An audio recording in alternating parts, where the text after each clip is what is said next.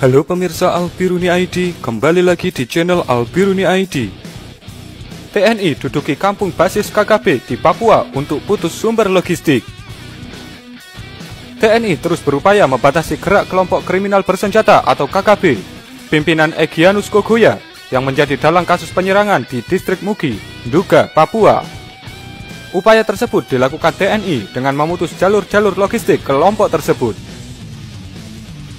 Nah, sekarang yang kita lakukan adalah memutus jalur-jalur dia, termasuk sumber logistiknya. Hampir semua kampung yang jadi basis operasi dia sudah kita duduki, termasuk distrik Mugi. Mereka berbasis markas besarnya ada di Mapen, Duma.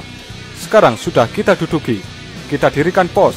Kemudian di tempat lain juga sudah kita lakukan, kata Kepala Penerangan Kodam 17 Cendrawasih, Kolonel Infantri Muhammad Aidi saat dihubungi Jumat 8 Maret 2019 malam. Dilansir dari detik.com, Aidi mengatakan perkampungan basis kelompok Egyanus Kogoya yang diduduki pasukan TNI itu berada di sekitar jalur Trans Papua.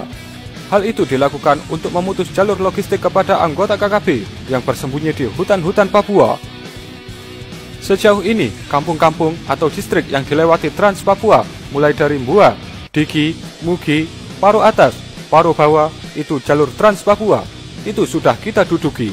Namun demikian, ada kampung yang belum terdeteksi, belum ada di peta juga, karena di Papua ini perkampungan beda dengan daerah lain. Mungkin masih ada lagi tempat mereka, penyebaran tersebar di pucuk-pucuk gunung, tapi sumber dan jalur logistik mereka ada di kampung, karena karakteristik hutan di Papua juga sulit dapat bahan makanan kalau tidak dari kampung-kampung, ungkap Aidi. Aidi mengatakan hingga kini belum ada anggota KKB yang ditangkap secara hidup-hidup. Namun, ia memastikan setiap ada kontak senjata dengan TNI, setidaknya ada 7-10 anggota KKB yang tewas tertembak. Kalau dari setiap kontak tembak, kita juga pastikan dari mereka juga ada yang jadi korban, termasuk kemarin kontak itu. Pada saat kita pukul mundur mereka masuk ke hutan, kita temukan ada mayat dari kelompok itu yang tertinggal, dan ada senjata yang tertinggal, ada 5. Dan ada pantauan dari anggota yang melakukan pengejaran. Dari mereka juga setidaknya ada 7-10 orang yang tewas, tapi mayatnya dibawa kabur oleh temannya, sebut Aidi. Saat ini sudah ada 600 personel TNI dari Makassar dan Jawa Timur yang tiba di Timika dan Jayapura, yang akan bergerak secara bertahap masuk ke Nduga, Papua hari ini.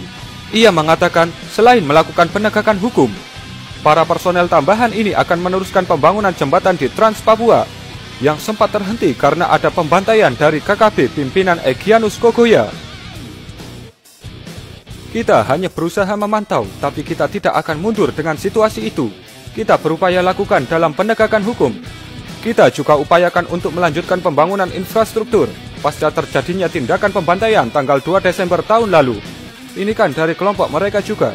Dengan terjadinya pembantaian itu, pembangunan jadi terhenti. Namun, komitmen kita, pembangunan tetap harus jalan, meski dalam kondisi darurat. TNI selalu tampil sebagai garda terdepan, ujarnya. Sebelumnya, kelompok Egyanus Kogoya ini juga menjadi dalang penyerangan pekerja proyek Trans Papua pada awal Desember 2018 lalu. Mulanya disebut ada 31 pekerja yang tewas. Namun Kapolri, Jenderal Tito Karnavian menyebut korban tewas sebanyak 20 orang. Sebanyak 19 orang merupakan pekerja proyek, dan 1 orang adalah prajurit TNI. Juru bicara kelompok yang menamakan diri Tentara Pembebasan Nasional Papua Barat (TPNPB), Sepi Sambon, membenarkan Egyanus Kogoya CS menjadi dalang penyerangan tersebut. Menurut Sepi, jauh sebelum penembakan, mereka telah memperingatkan agar pembangunan jalan Trans Papua tidak dilanjutkan.